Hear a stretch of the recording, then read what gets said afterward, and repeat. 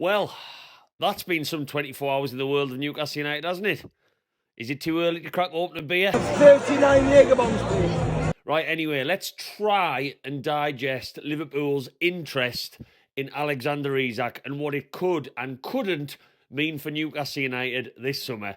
It's all coming up, Newcastle fans. You might want to grab some sort of strong drink for this one.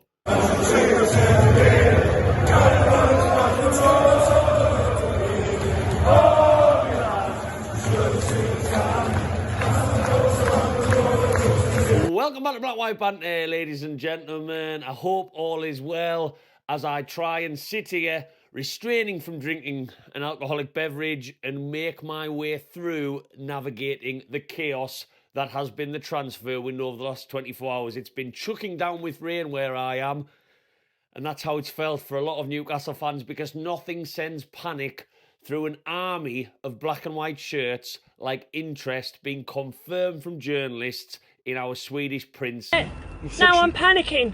Don't panic. No, I am. Before we get in all that, Newcastle fans, do me a favour. Whack that subscribe button on Black and White Banter now. Give us a comment and let me know your thoughts on everything you listen to in this video, and get Black and White Banter across all social media. These couple of frames on the wall don't come cheap, you know. Need those subs.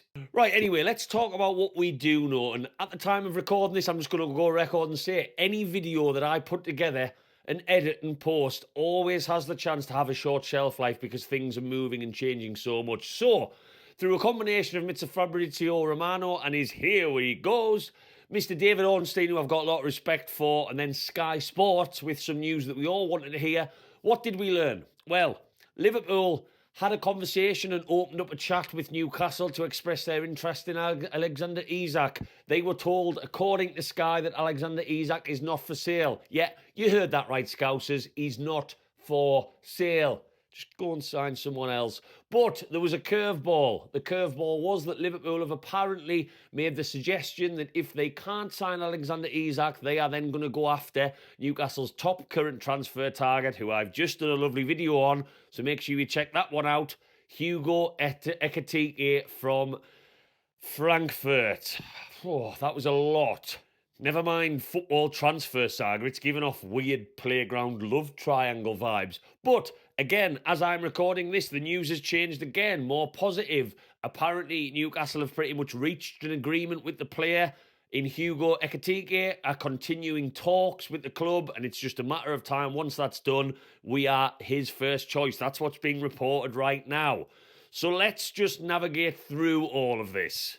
Right, I think the easiest way to break this down is to do some possibilities and iron them all out. So let's start strong with the bad news first for Newcastle fans watching this video. Possibility 1. Yeah. So, Liverpool sign Alexander Isak. There's the possibility. The player, and we'll touch on this in a second, he maybe wants the move. We then sign Hugo Ekitike as the replacement for him, but we also have an absolute ton of money on top of him with PSR in mind, and money, how money coming in helps generate and keep that away to spend across the squad against the next couple of windows. Awful scenario, but that's the first one out the way. Scenario number 2. Liverpool sign Isak for basically the same reasons as scenario 1. Maybe something different. Maybe Newcastle just decide that they want to cash in where Isak wasn't too bothered. Either way, he goes to Liverpool. But Newcastle don't sell the player until a player is lined up. It maybe isn't Hugo Ekitike at this point, but I don't see a world where this Newcastle team don't have a player either verbally agreed or fully lined up to come in before or directly after we sell one of our treasured assets and one of the best goal scorers in the league with the Champions League campaign on the horizon. We do not need to sell anymore. Scenario 3. Isak stays, praise the Lord, and Liverpool sign our current top target, Hugo Ekitike, as what would be a second choice. Newcastle then move on to other targets. Remember, we did move on from João Pedro to Hugo Ekitike pretty fast because we do have an acceptance that Isak will eventually leave if he continues as the player he is, and we need a replacement, not only for squad right now, but for further down the line. Scenario number 4. This one's pretty juicy. Isak decides to stay. We have no need to sell, and we tell Liverpool in no uncertain terms, unless they are willing to pay stupid money, that he is strictly going nowhere. We also agree a fee, as we are currently in talks and a deal with Hugo Ekitike. He comes to us. We go into next season with one of the best attacks in Europe as a front, seven? And God knows where we finish, and we show Alexander Isak and the rest of our big players ambition in the process. Oh, that scenario 4 is a spicy one, isn't it? But I've got a question before we get into the more nitty-gritty on what this all means for Newcastle and what next. I've got a question to ask. For anyone watching this, whether you're a Newcastle fan or a neutral, do any of them 4 scenarios I've just rhymed off really scream, like the media loving for Liverpool's telling us, that the ball is in their court, that it's a power play by this coming out in the public, that Liverpool have got all the aces in their cards? Because I tell you what, I do not see it that way at all. Alexander Isak is our player. Alexander Isak is playing for a football club right now that do not need to sell. Alexander Isak is under contract. Alexander Isak comes with a price tag that would very easily break a British world record fee. British fee, sorry. Hugo Ekitike, if they go for him, if we keep Isak and he decides to go to Liverpool, that means we keep Alexander Isak, but Hugo Ekitike then knows that he's gone as second choice to Liverpool just because they couldn't get somebody else.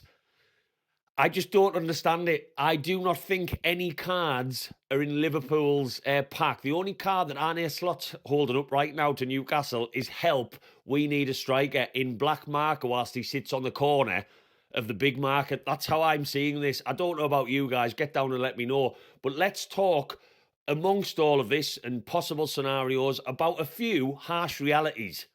I say harsh realities, they aren't too harsh, but I would like to always try and hope that Black and White Banter as a YouTube channel for you guys doesn't need very often the spirit bubbles put in there to keep me level-headed, because I'm looking at this, and let's just talk about Alexander Isak.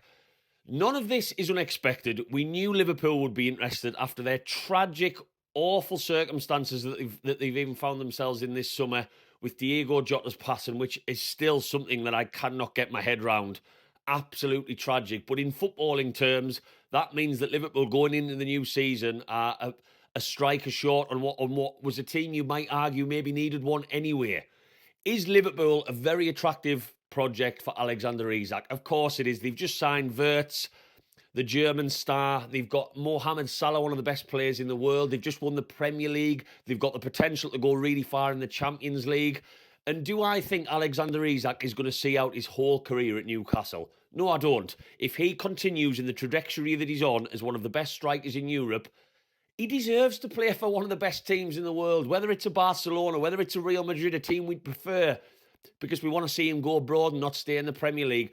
Newcastle are on a fantastic project, and I just want to say and clarify, it's not beyond the realms of possibility that Alexander Isak is incredibly happy at Newcastle and wants to grow with us, depending how ambitious we are in the next few transfer windows. I'm not ruling that one out, but could anyone really begrudge, if he continues as he is, Alexander Isak going and playing for someone else? We are not defined by one player's sale or staying at the football club. But that being said, let's just enjoy him now, because we do not need to sell. And I think it would be a silly move with the Champions League coming up next season and everything Newcastle want to achieve. Not only would it be a bad sign to the players the other players that we want to keep, the Brunos, the Elangas who we've just brought in, the Botmans, the Tonali's fantastic player that he is. We want to be sending a message that we don't want to be the stepping stone anymore. And I just think we enjoy him now and see what happens in future. But the harsh reality is, if Alexander Isak's head is being turned by this news of Liverpool publicly being interested, I think the agent will definitely be interested, because it means he gets a wedge. But could we begrudge Alexander Isak for thinking about it, for fancying it? No. But as it stands right now, that's not up to him. It's up to us, and we've said he's not for sale. Look, so what next for Newcastle, and what do I think Newcastle should do next? Well, nothing right now. I don't think that much has changed if you actually break it down in the last 24 hours. This time yesterday, we were all excited about being linked with Hugo Ekitike. Then the Liverpool news broke, and it was just a conversation. Someone from Newcastle could ring Barcelona tomorrow and say, that Lamine Yamal, is he available? No, he's not. All right, sound. That's all Liverpool have done, so not much has changed. But what I will say is the people behind the scenes know more than us about crunching the numbers. And Newcastle have got a very big decision to make. If Alexander Isak does not want to sign a new contract, and that's what I would be negotiating with right now, if he doesn't, That opens up the door. Why does he not?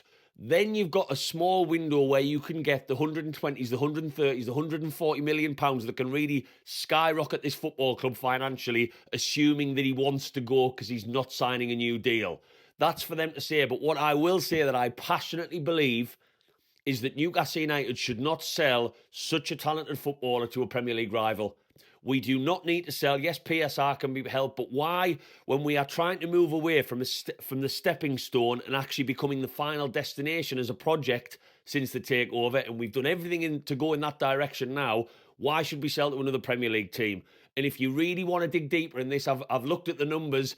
Every single time in Premier League history, pretty much, that a football club has sold their star striker, they finished worse.